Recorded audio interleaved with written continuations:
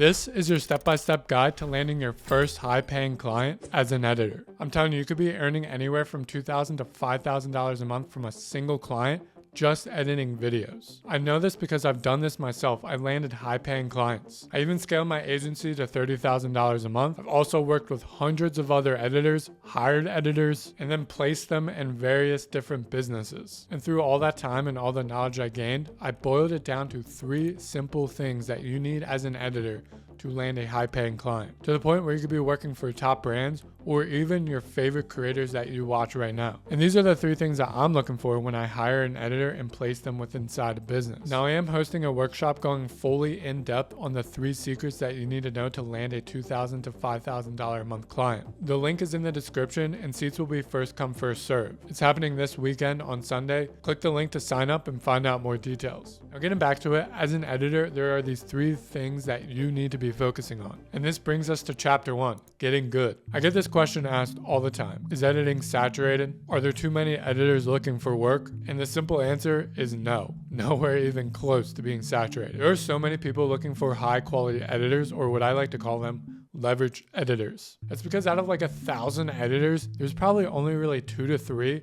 that are actually good. And you may be surprised to hear that being good doesn't mean doing the Ali Abdaal style, Iman Ghazi style, Vox style, Dan Koe style, 3D scenes, you name it. While these things certainly help you earn more money, the main problem is that basic level editors are missing 3 key steps that would unlock their ability to actually being good. Step 1 is mastering the basics. Number 2 is using the optimal workflow to increase your speed. And then number 3 is visuals. So number 1, mastering the basics. So for mastering the basics, let's hop into Premiere Pro and I'll show you my exact workflow. The first thing I'm focusing on is cutting out all the bad takes and all the silences.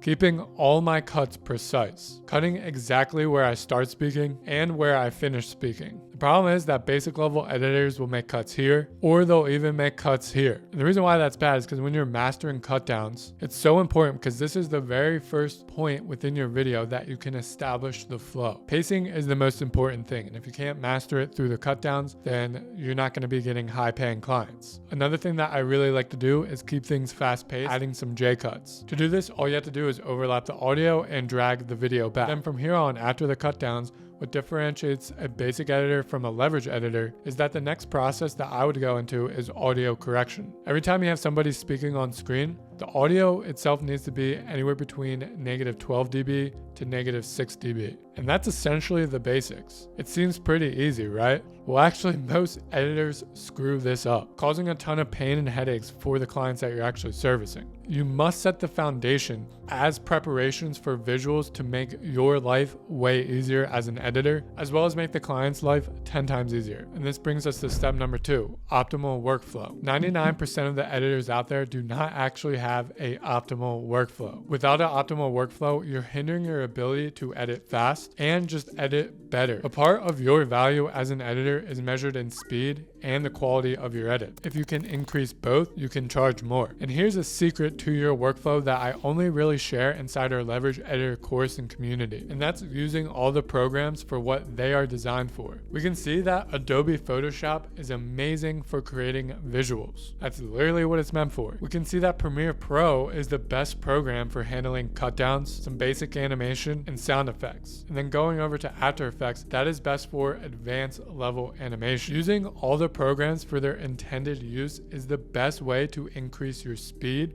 and your quality. Why would I try doing entire cut downs in After Effects when Premiere Pro's timeline is set up for bigger projects? Why would I try making entire 3D scenes and stylizing it in After Effects when Photoshop is literally dedicated to building out visuals? So use the right program at the right time. And then this brings us into step number 3, visuals. Now, as I was saying before, knowing the viral animation styles like Iman Ghazi, Ali Abdaal, Dan Koe, Vox 3D scenes. This will help you get paid more as an editor, and we teach that inside our Leverage Editor course. However, even without mastering these styles, the most important thing when it comes to implementing visuals is knowing, number 1, where to place visuals, 2, what to visualize, and 3, how to visualize. This will all also play into your workflow and the speed and quality you can achieve as an editor. So diving into my workflow as an editor, a majority of my visuals are placed at the intro. It's because the intro is the only chance you have to make make to create a great impression and keep the viewer engaged. Because the intro is your chance to hook your viewer after they're watching 30 plus videos and finally coming onto yours, and it creates your first impression while getting them interested in the rest of your video. And then throughout your video, your visuals should be getting less and less. So most of your time should be spent on visualizing the intro, because as the viewer begins to watch, after a certain amount of time of watching the video, they're already invested into it. Doesn't matter how many more animations that you have. So when the video keeps on going on, spread your animations out to save you time. And then the same goes for knowing what to visualize. A basic editor will visualize the wrong thing, often wasting time in the wrong areas that don't help tell the creator's point or the story that they're trying to tell. In my workflow, I'm always looking for the points that stand out. Is there an area that doesn't make any sense? If so, it most likely needs a visual for the viewer to understand. Is there an area that needs emphasis? Typically when the speaker is emphasizing their words, that's a good indication for a visual. And then that brings us to how to actually visualize. It's so important to turn words into visuals that make sense. You need to visually show concepts and not just show the direct thing that the speaker is talking about. And here's another really great tip that will help out your workflow as an editor. Typically in the beginning of your video, that is where you want to create concept visuals and image-based visuals, as those kind of visuals grab the most attention. And then once again, as the video goes on and your animations become more dispersed, this is where you can use text title animations. This will save you time when you're editing, because text title animations are quicker and also allow you to place the highest impact visuals in the beginning so you can grab that attention. All right, now you know how to actually get good as an editor. It's now on to chapter 2, value stack. Editing isn't just enough.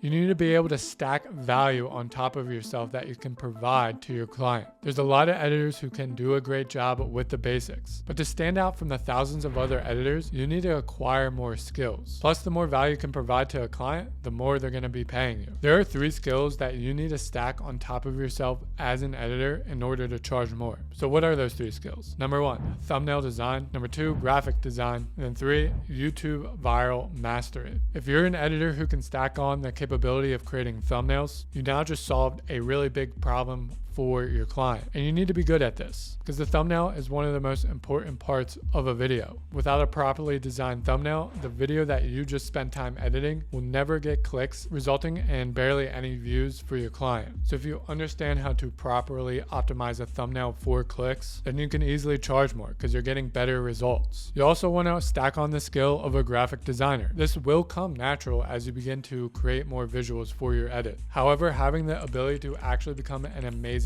graphic design artist in different areas like Instagram stories, visuals for PDFs, Twitter visuals, website design. These are all things that a typical client that you would be editing for would also need. Being that one person that can solve more of their problems will result once again in you getting paid more. And then the third thing is that YouTube viral mastery. At the end of the day, the client that you're making a video for wants a return on investment from making their video. They're expecting that when they post content, it would eventually result in money back. So one of the valuable skills that you need to understand is virality. This plays into everything that you do. You need to understand as an editor what you can do on your part to make things go viral. Mastering retention editing, knowing where to place visuals, knowing how to create that amazing thumbnail, knowing what to cut out, what to leave in, what to rearrange, all to make the video perform better. Once again, understanding YouTube and their algorithm and how to go viral will help your clients' videos perform better, look better, and ultimately get them more money at the end of it. This is probably one of the number 1 skills that you need to master as an editor. All right, so now that you know you need to stack on skills so that you can raise your perceived value as an editor, it's time to move on to chapter 3, finding client. I know what you guys are thinking. There's a missing link within the chain. You can master the basics, you can stack value, but still, how do you find and actually land a high-paying client? How do you even get their attention so that you can sell them for $2,000 a month? Well, most of the secrets for this will be revealed in our workshop, but here's some exclusive information. First, know that there's 2 ways to obtain clients. First is outbound, and the second is inbound. The difference is that outbound is when you actually contact a client, and inbound is when the client contacts you. Both ways work, and they can be extremely effective if done right. I've landed a $10,000 a month client by going outbound, and I've also landed a $8,000 client from inbound. Now, if you're still trying to land your first high-paying client as an editor, I highly recommend starting with outbound, as finding and contacting someone will be the quickest way for you to land a client. If you start creating content for your social media, expect that to be a 3-month process, as grow an account large enough for someone to eventually reach out to you takes time. So here's my number one tip for landing a high paying client when going outbound. Only look for clients who can afford your price. Here's the difference. Client A makes $5,000 a month within their business. Client B makes $50,000 a month in their business. If you wanted to charge $2,000 a month as an editor, how could you possibly think client A would be able to afford that price? Client A has rent to pay, food expenses, and business expenses. By the time that client A is done paying all those expenses,